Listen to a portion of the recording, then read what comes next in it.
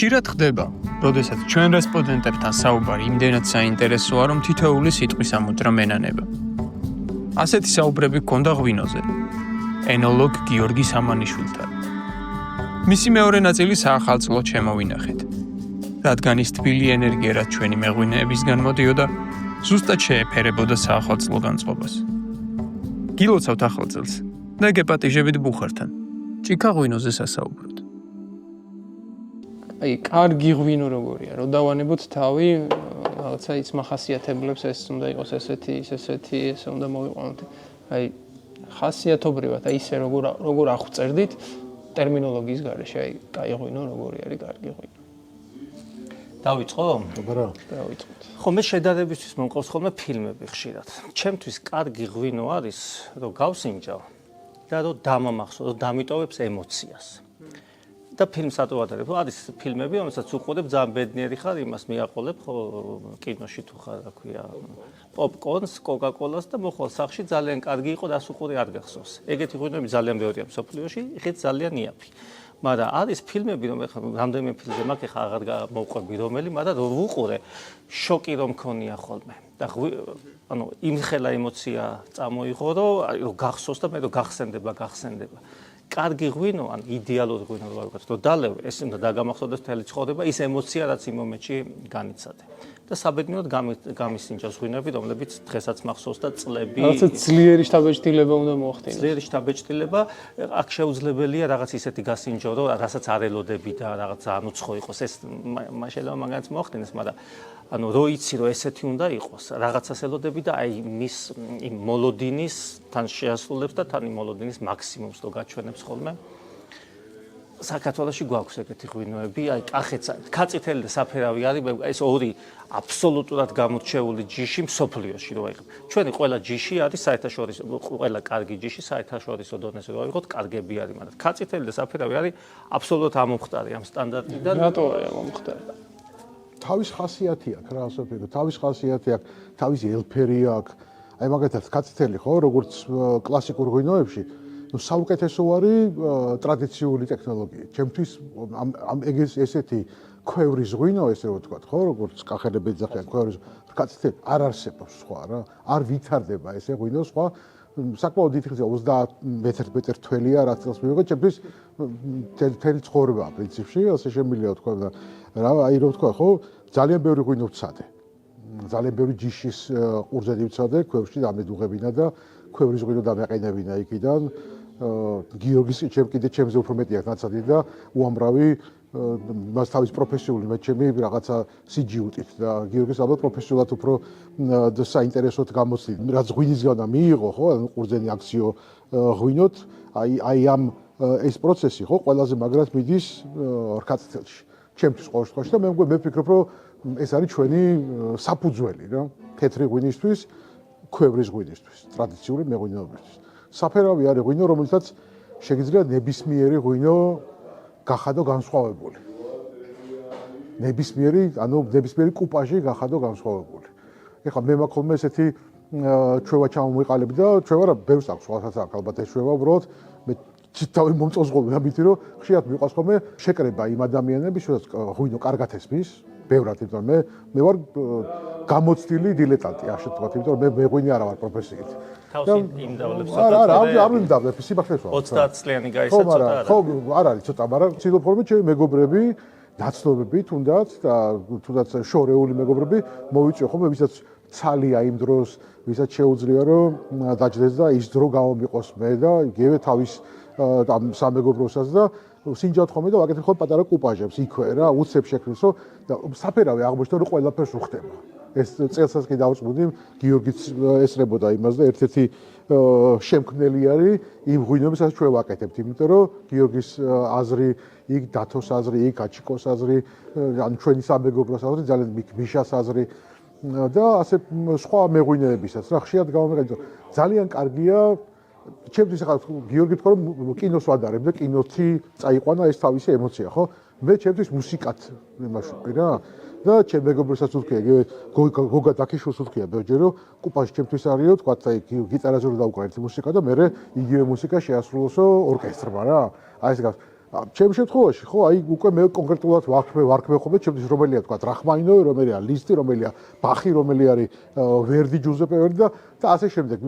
ეს ძალიან მიყვარს კლასიკა. და რა იცი, სამუდამოა ესეც როგორც კარგი კინო, ისე გამახსოვრდება, ხო? აი ელექტრონული მუსიკა ხო არ გამახსოვრდება. ზოგი კი.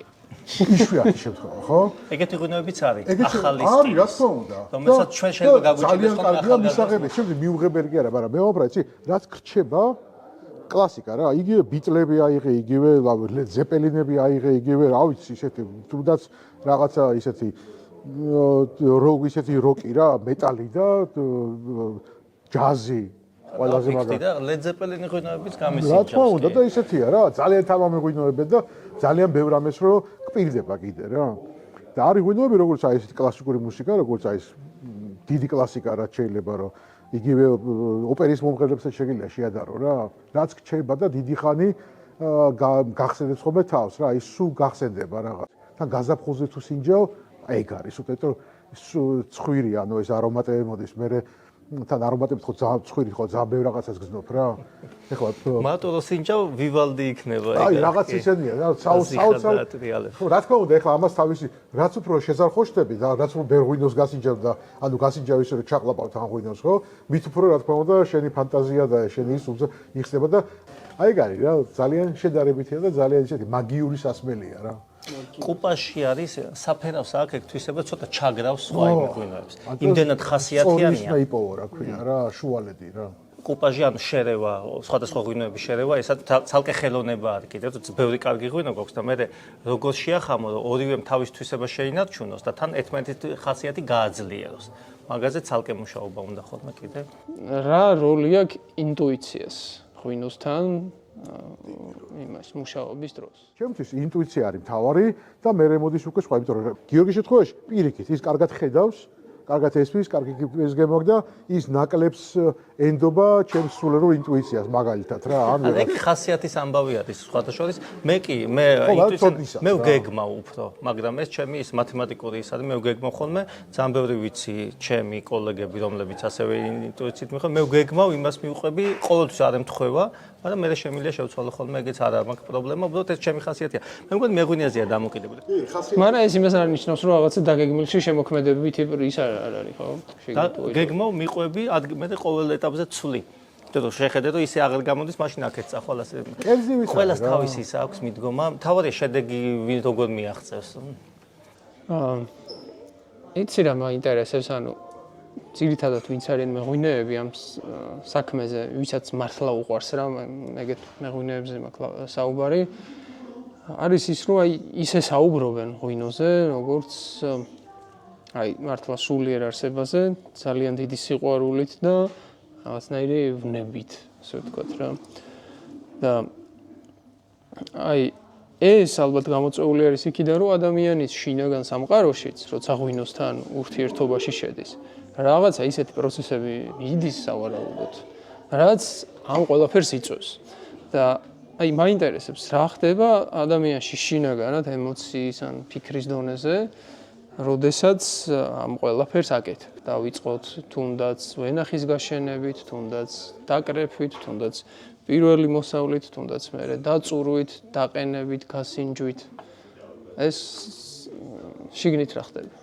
უნდა კონდეს იდეა და მე როგორც კარგი რეჟისორი, ეს თავი მეღვინეა ხოლმე, ესე რომ ყველაფერი უნდა გააკეთო, რომ აი მაქსიმუმს მიაღწიო. ბოლომდე არ გამოდის ხოლმე და ხელშეც მე სინჯავ მაგას ვაკვირდები ხოლმე რა უნდოდა და რა გამოუვიდა. მე როგორც ისა წარმოებელი ისევ სინჯავ ხოლმე ღვინებს. ხო, აი რა მინდა დაახლოებით ამას დავგეგმავ და მე არგებ იმ გარემოს რაც გაქვს ხოლმე. ხა ვენახის გაშენება, ხა მაგალითები რომ მოიყო, შენ უფრო მეტი შეგიძლია მოყვეთ, რომ ბევრ ადგილას გაგიკეთებია ეს დაგიწყია, მაგრამ ალბათ ყველა მეს უნდა გააკეთოს, თქვა ამ ადგილზე თუ ვენახით იწყებ, ხო ამ ადგილას რო გახედავ, აი ამ ფერდობზე უფრო ეს სტილი გამოვა. იმ სტილს მოარგებ, წარმოიდგენ და ყველაფერს ისე აწყობ, რომ ამ შედეგს მიაღწიო. ხო, მაგრამ მაგას არა მარტო რესურსი აქ დიდი უზარმაზარი მნიშვნელობა, მაგრამ ჟინი არის მთავარი აქ კიდე რა. რაც არ უნდა რესურსი კონდეს, ძალიან ბევრს აქვს რესურსი, ეხლა თქვა იგივე ფინანსური, მაგრამ ჟინი არ აქვს არანაირი და მე და ჩემო სამეგობრო ჩვენ თავები ჩვენ თო შევქმედით რა. და საკმაოდ ძიმე პერიოდებიც ქონდა რთულის, მაგრამ ყველაფერი გადავიდა, ჟინი ქონდა ძალიან ძაფრად განვითარებული და ძალიან ძლიერად განვითარებული. ეს ერთ-ერთი ასაჭირო თვისებაა, თუ კი შეგიდა რამე კვალი დატოვა. დარგი რაც არის მეღვინეობა, ხო, ეს არის დარგი, რომელიც მოითხოვს ძალიან დიდ დროს. ანუ დროის რესურსი ერთია, ძალიან ყველაზე ძვირი რაც არის. მერე არის მატერიალური რესურსები, ანუ ფული და მერე არის სწორი გუნდი რა. აი ეს ყველაფერი თუ ერთად თუ გაქვს, ძალიან მაგარი ხარ. თქვა ეხლა წახვიდე შენ და იყიდო რომანე კონტი, ხო? რომანე ვერაცავს ვერ იგრძნობ იმ სიამონებას, რასაც შენი გაკეთებული შენთან ერთად რო იზრდება, იმასთან ერთად იგრძნობ რა. ის სხვა სიამონება აბსოლუტურად. აი როგორ აღწერდით მაგ სიამოვნებას, როცა ეს მე ყოველ შემთხვევაში ეგეთი ლექსიკონის ის არა ვარ, აქვე პატრონი, რომ ეგ ჩემ სიტყვებით აღწერო რა. თუ რაღაცა ვცდილობ ხომ რომ დავხატავ. ეს არის ჩემი ჰობი. იგივე ჩვენ ეტიკეტების, სხვების ეტიკეტების მე ეს რო არ ყოფნის ახლა რამდენი ეტიკეტი შეიძლება დახატო, ხო? მე ბოთლებზე ვიწყებ ხატვას, მე კედლებზე ვიწყებ ხატვას, მე ამით ვცდილობ რომ გადმოვცე, მაგრამ ესეც არ არის, რა თქმა უნდა, ის, მაგრამ ეს ჩემი ემოციაა და მე მიხარია რომ ზოგს მოწონს, ზოგს არ მოწონს. და ეს ემოცია რომელიც აქედან მიიღეთ? მეღვინე თვითონ ტიპი გახდა ძალიან საერთაშორისო და ძალიან ისეთი რა, ანუ მეგობარი ადამიანი. იქაურ მეღვინეს რაღაც კითხო რა და ის მე ვიცი რომ არ დამიბაღავს და მეტყვის საუკეთესო მისთვის საუკეთესო ვარიანტს. ანუ ესეთი სოლიდარობა ძალიან სოლიდარული და ძალიან ისეთი სოლიდარული დარგია რა, რომელიც კომუნისტებმა ასევე არ მინდა რომ აი ეს გამოუჩეს ხომ, იმიტომ რომ ამას ყველაფერს კლავდნენ კომუნისტები. სოციალისტები და კომუნისტები. აი ეს კვდებოდა არა მარტო მეღვინეობაში, არამედ სხვა ყველგან აბსოლუტურად აჩენდნენ რაღაც კვაზი კონკურენციის რაღაცა იმას მითს, რომ შენ იმას ეს არ უთხრა, თორე შენ ის კონკურენცია გაქვს, შენ ზკავს გააკეთე და პირიქით, რაც უფრო გახსნილი ხარ, რაც უფრო ბევრს ეტყვის შენ პირობეთ საიდუმლო დღეს აღარ არსებობს. ჩვენ დავდივართ ერთმანეთთან, თუნდაც რომ ნახა, ესე გააკეთე, მოდი მეც ვცდი და ეხლა მე უყვებოდი ლადოს უზუნაშვილს იმ დღეს, რომ შენ ჩემი მასწავლებელი ხარ, მეთქი უთხარ, იმიტომ რომ მე მაქვს ნანახი მისი მუშაობის ისეთი რაღაცები, რაც კი არ მასწავლიდა, მაგრამ რომ ნახე, დღესაც ვიყენებ ხოლმე. ვიღაცამ ჩვენთან დაინახა, მე როგორ გავაკეთე, როგორ გადავიტანე და მე ისე რომ არც ვიცი, ის იგივეს აკეთებს. იმა თავისი რაღაც დაამატა, მე შეიძლება ჩემთან მოვიდეს ისევ და მაგიტო განვითარდა ჩვენც ვილაპარაკეთ, რომ მაგალითად თელავში როგორ დაიწყო. ეგ ერთმა რაღაცა ჩამოიტანა, რაღაც დანადგარი ცადა, არ მოეწონა რაღაცა და თავის მეგობარ მეღვინეს უთხრა, იმან უკეთესი გააკეთა. მე იქ ორივემ შეადარა ერთმანეთი, ახალი ის მოვიდა სხვა კიდე და 90-იანებიდან რო დაიწყო. მაშინ ცოტა ინფორმაცია რო ქონდა და 2000-იანებიდან უკვე ისე განვითარდა, ესე პატარა იმასავით, კოლონიასავით ყალიბდა როგორც მიკრობიოლოგიაში, ესე ცოდნა და შედეგი ესე ვრცელდება და შეიძლება იყოს სხვაგან, ვისაც არ აქვს კონტაქტი, რაღაცა პატარა ის გაჩნდეს სიცარიელე. ნუ პრინციპი ეს დარგი არის ხა რომელმაც მე ვფიქრობ რომ ძალიან დიდი ნახტომი გააკეთა ბოლო პერიოდში, თუნდაც ჩემ ბავშვობაში, ხა აი 2000-იანების დასაწყისში 90-იანებში რომ უყურებდი როგორი დალევის კულტურა იყო, როგორი ღვინოები იყო, ასე ვთქვათ, უფრო მასობრივად. მე ვფიქრობ, რომ ცნობიერება და ადამიანებში ღვინოსთან მიმართებაში ძალიან არის გაზრდილი აი ბოლო 20 წელიწადში ალბათ უდიდესი ნახტომი გვაქვს გაკეთებული. ნაკლებით შეგვიძლია თქვა, ჩვენ ღვინის კლუბი რო შევქმნით თბილისში რო დავაფუძნეთ, ღვინის ჭიქები, მაშინ თელავიდან მიმქონდა ხოლმე რომ დეგუსტაცია ჩაგვეტარებინა.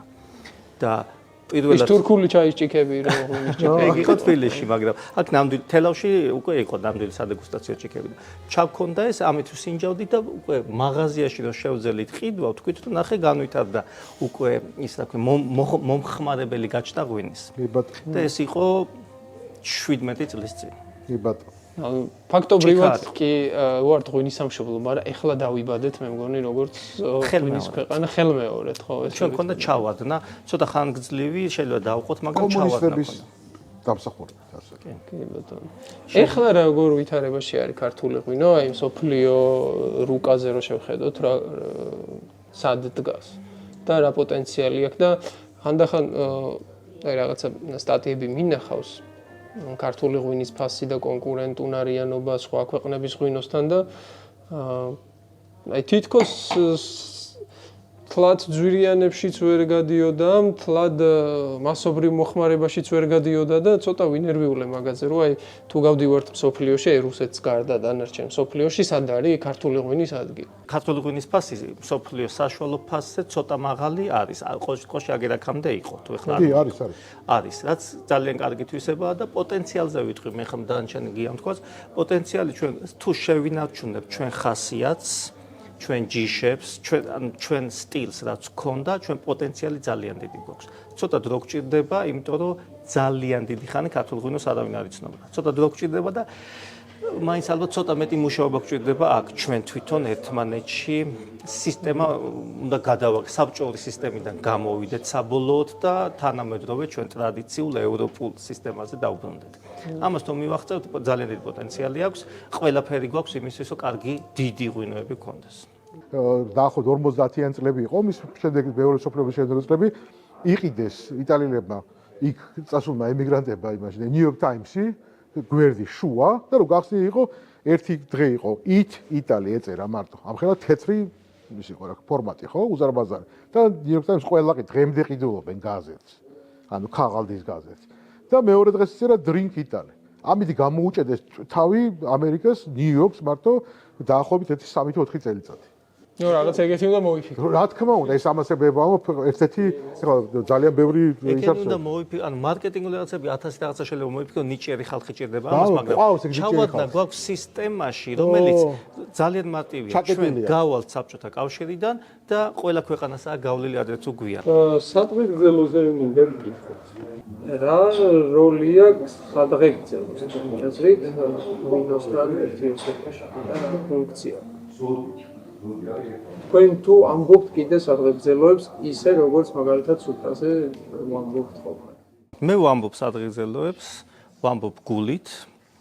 ღვინოს არ უყვას ტყუილი. ვერ მოიტყუები, ეგ არის ხოლმე. ხა არანაირ იმას საკრებულებას არ უკეთებ, ხა ალკოჰოლს. უბრალოდ საუბრობ იმაზე, რომ სადღეგრძელოში თუ ტყუილს ამბობ, შეიძლება ღვინოს არ მოეწონოს, მაგრამ ხალხი ყოველთვის იგრძნობს ამ ტყუილს და მით უმეტეს, როდესაც თვითონაც მოყვები. ამიტომ ტყუილი არ უნდა თქვა და შევამჩნიეთ ჩვენ თავს, რომ სადღეგრძელოების ზომა დაპატარავდა ასაკთან ერთად ალბათ და როგორც ვლაპარაკობ, ისე ვამბობ სადღეგრძელოებს. თუმცა ის რაც თქვი ძალიან საინტერესოა, პოზიტიური, ანუ სადღეგრძელო არის რაღაც ლოცვასავით სურვილი. ანუ კარგზე რო საუბრობ და კარგად მიყვები, იმ წრეში მე ვინც ერთად ამ აზრს ვიზიარებთ ხოლმე პოზიტივს რაღაც დადებით რაღაცებს ემოციებს უზიარებთ ერთმანეთს. სადღეგრძელო ამათაც რჩება და ამ ბოლო დროს მოუმატე შვილების სადღეგრძელოსთან ერთად სამშობლოს სადღეგრძელოს, იმიტომ რომ ალბათ რაღაც ის სურვილი მაქვს და აქ შემილია ხოლმე გავავცო რომ რა მინდა და როგორ მინდა რომ იყოს ხოლმე.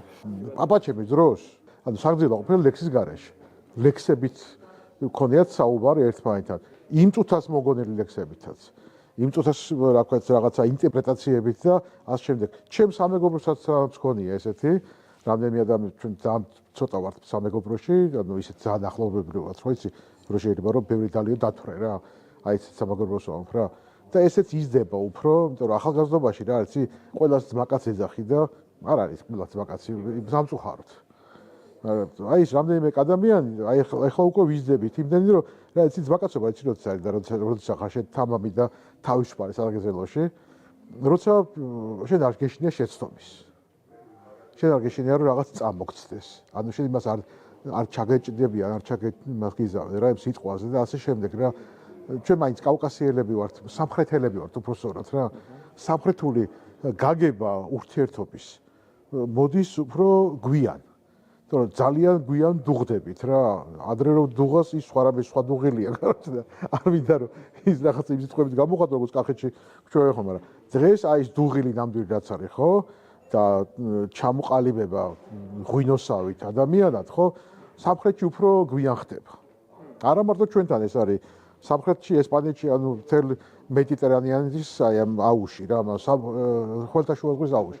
ერთ იგივე ტიპები ვართ რა, იმიტომ რომ ყველა კავკასიელები ვართ, ჯერ ერთი, ძალიან ბევრი განაყარა არის ვისაც ვართ, მაგრამ ძალიან ბევრი მსგავსება გვაქვს ჩვენ ერთმანეთს, როგორ ვიზუალური, ასევე ფსიქოლოგიური, ხო? და ასევე ფილოსოფიური, და იგივე ეს აზროვნების ხელოვნება, ხო? როგორც ფილოსოფიას ვეძახით ჩვენ და ესეც რაღაცა სულად გახადეს უკვე და ძალიან არა სასიამოვნო ადამიანები ვაშტია ხო ფილოსოფოსის ვისმენდო და ისეთ რაღაცებს ლაპარაკობენ რომ მე ვამბობ რომ აზროვნების ხელოვნება რომელსაც შეიძლება დაარქვათ ფილოსოფია შეიძლება დაარქვათ პოეზია შეიძლება დაარქვათ სხვადასხვა ეს ყველაფერი აზროვნების ხელოვნება და შენ აზროვნებაში თუ თავისუფალი ხარ შენ ხარ თავისუფალი არჩევაშიც ანუ შენ ხარ არჩევანის თავისუფალი სიტყვის თქმაშიც რომელიც აღჭირდება ვიღაცას შენი სიტყვის შეთანხმება აღჭირდება თუნდაც შენს თანამეინახეს და ვინც შედა სუფრასთან სხედან და ისინი უსმენენ. ანუ შენ ამის არ გაკიცხავენ. შეიძლება იმან თქვას იგივე გაიმეოროს უფრო სწორად ჩამოაყალიბოს საზრი, მაგრამ ამით შენ არ გაკიცხავს, უბრალოდ ის გაჩვენებს უფრო სწორად და კარგად ჩამოყალიბო, კარგად ნათქვამ, სიტყვითაც და ასევე მოქმედებისკანაც, რომელიც გიბიძგებს სწორი მოქმედებისკენ. ანუ ბევრი ესეთ ნიუანსია რა. არ არსებობს სუფრა, იგივე ევროპაშიც და იგივე დავიწყებთ ახლა ძველი იმებიდან რა ქვია ხო, რომაელებიდან, ბერძნებიდან. არა, იქ ყველა თავის აზრს გამოთქვაოდა. სუფრა და კეიფი ის იყო ღრეობა, სადაც თქვა ის სვავდნენ რაღაცა, ისხავდნენ თავზე და ეს იყო საბერძნეთშიც და ეს იყო რომშიც და ეს იყო საქართველოსშიც. ნუ შენ რომ მიხვდები რომ ეს ღრეობა რაღაც ასაკის მერე აღარ გეღრევება და შენ რაღაც თუ ჩამოყალიბდი ადამიანს, რომელიც სხვა რაღაცაზე ვფიქრობდე, ის ღრეობას თავისი ასაკი აქვს. ვინც იქ დაბერდა ღრეობაში, ის ნუ არ ვერ ჩამოყალიბდა ეს. რაღაც ასაკიდან გადმოდიხარ ფილოსოფიაში მე. ხო, ფილოსოფიაში. რომელსაც ვეძახით ამ ფილოსოფიას, რომელსაც კარგი გაგებით თუ ფილოსოფია. კაი გაგებით, კაია, ხო. ანუ უნდა დაღვინდი ადამიანი რა დადგი.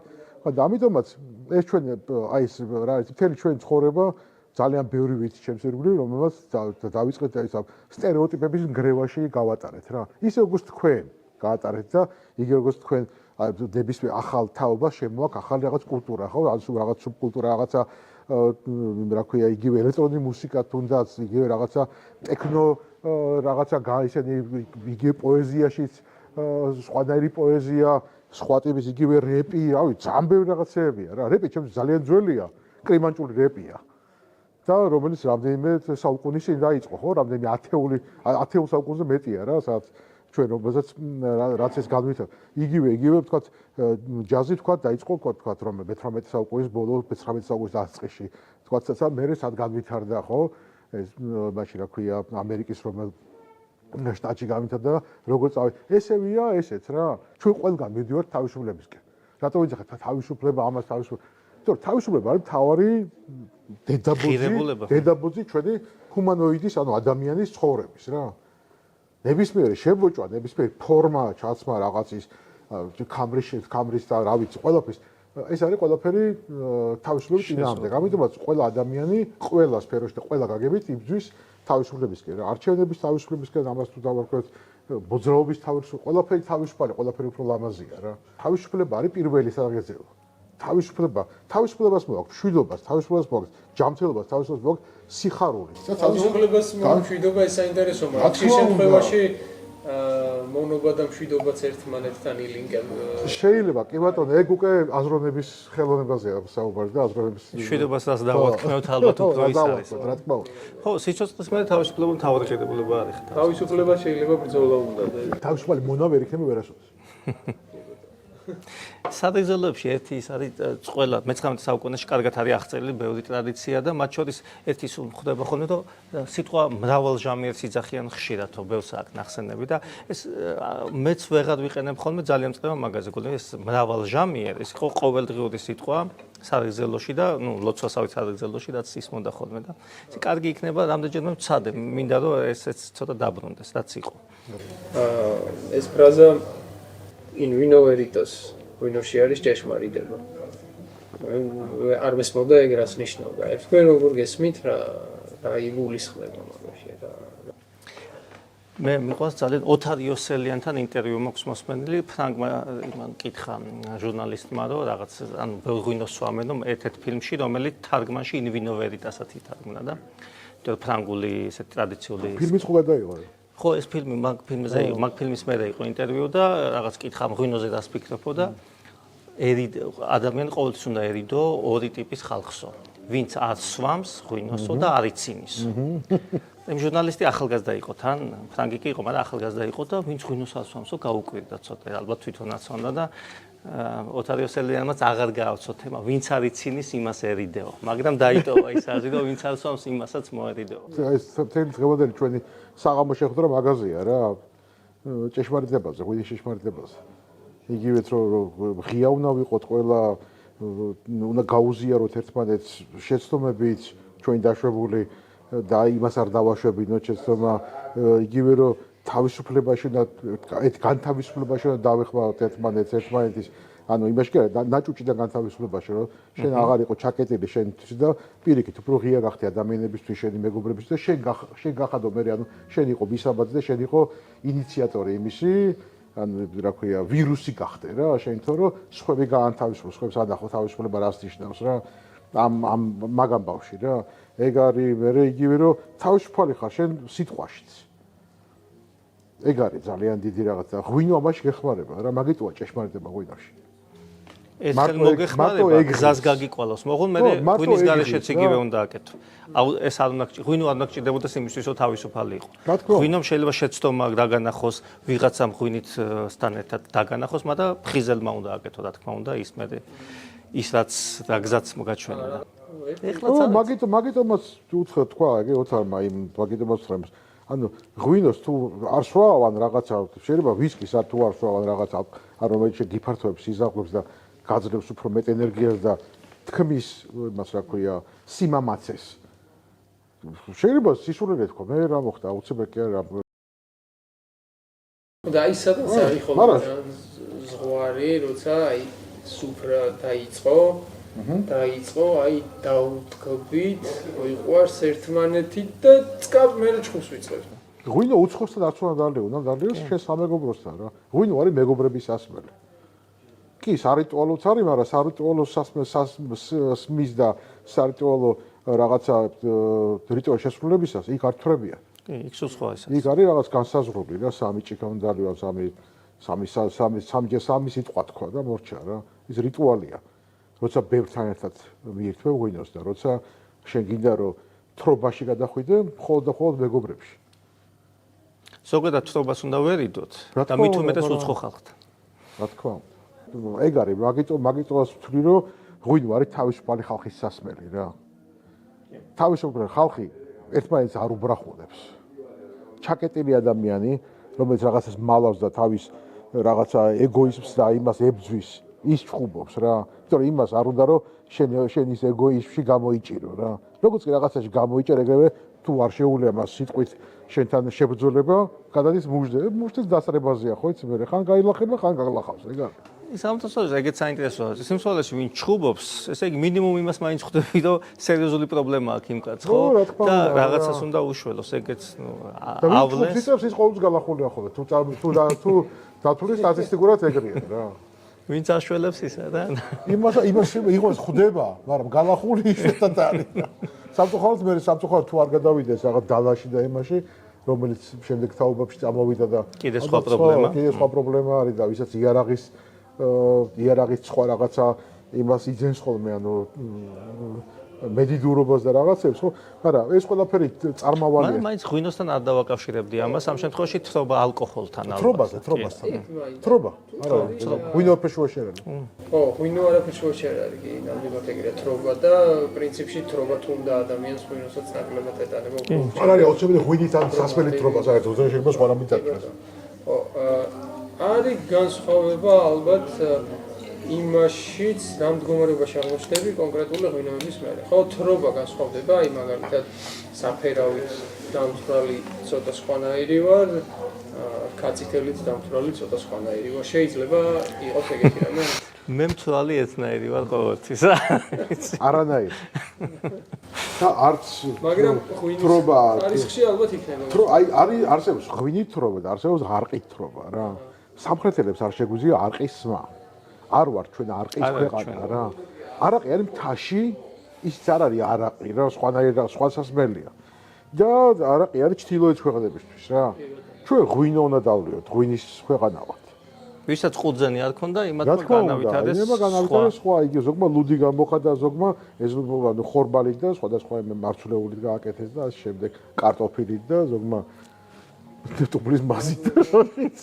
ღვინო არის სარიტუალო სასმელი. ღვინო არის სხვანაირი სასმელია, სხვა რაღაცა. ღვინოს წელიწადში ერთხელ მოყავს. ყურძენი და ერთხელ გაქვს შანსი შენ კარგი ღვინო დააყენო. ის როგორ შეიძლება გარშოქში ჩავასხა და მიწაში ჩავასხა და დავლიო. ნუ ეს არის უპატივცემულობა, ეს არის გაუნათლებლობა, ეს არის ხეპრეობა და რა ვიცი. იგივე როგორ შეიძლება ღვინით ვიღაცა ვაქო, იმით რა ქვია რა. ვისაც არ ვიცი და არ არის საქებარი რა ის კაცი რა. და თან რო არ იცნობ და იქ სუფრის ბოლოში რო ზის და აუ შენ გედაცვალე და შევაშკაცობო და რა. ამბობს ეპირფერო. ხო, ეპირფე, აი ეგ არის რა, არ შეიძლება ეგეთ რა. ღვინო არის ძალიან სარიტუალო საკრალური სასმელი, რომელიც არ გპატიობს შეცდომებს. თუმცა ბევრს სვამდნენ ქართველები დიუმა რო იყო ჩამოსული, ალექსანდრე დიუმა, შეჯიბრი მოუწყვეს იცით ალბათ ხო თბილისში. ბატონო, ყალწით და სერტიფიკატიც კი მისცეს, რომ ბატონი ალექსანდრე დიუმა თითქმის ისე კარგად სვამს ღვინოს, როგორც ნამდვილი ქართველი რა. როგორ მესიმანლობა მას მინძლობისთვის და ძალიან დიდი იმედი მაქვს, რომ ქართული ღვინო იტყვის თავის სათქმელს და არა მარტო თავის სათქმელს, არამედ ერის სათქმელს იტყვის, იმიტომ რომ გონია რომ ჩვენ ქართველებს რაღაცა გვაქვს სათქმელი და რაღაცა გვაქვს გასაზიარებელი მთელი მსოფლიოსთვის. და ისე არ უყურებ, რომ თითქოს ჩვენ გვჭირდება დანარჩენი მსოფლიო, არამედ აი ბოლო პერიოდი ცოტა ინტენსიურად მგზავრობდი და მივხვდი რომ ჩვენც ვჭირდებით ძალიან ჩვენი ხასიათი, ჩვენი სიცოცხლის სიყვარული, ჟინი, თუნდაც ეს თავისუფლებისკენ სწრაფვა და გამბედაობა რაც გვაქვს რა ხასიათში, ქართულ ხასიათში. მე ვფიქრობ, რომ აი ესე შეგვიძლია გავავრცელოთ ეს ჩვენი ხასიათი, ჩვენი ღვინით, იმიტომ რომ როგორც თქვით, ძალიან გავს ღვინის ხასიათი, ღვინის ხასიათსო და მე ვისურვებდი რომ ესე გავრცელდეს ის რაც კარგია. აწუბაც არა, მაგრამ მე ხშირად ვამბობ ხოლმე რომ ღვინო როგორ ვითარდება არის კარგი ინდიკატორი ჩემთვის ქვეყანა საით მიდის. ხედავ აქ ქვეყანა კარგად მიდის, ღვინო მიყვება. ხო, მაგრამ აშკარად ეხლა ღვინომ გაასწრო. ღვინოსაც ეთყობა ჯამში პრობლემები. დიდი იმედი მაქვს რომ თუ ქვეყანა ჩამორჩება, ღვინო გაკაჩავს და ღვინო მყარად იდგება იმ რელსებზე, რელსებზეც უნდა იდგეს მთელი ქვეყანა. მე ბატონო. გაგვიმარჯოს. გაგვიმარჯოს. გაგვიმარჯოს. მრავალჟამია. მრავალჟამია. მრავალჟამია. შეგვაძლებინოს.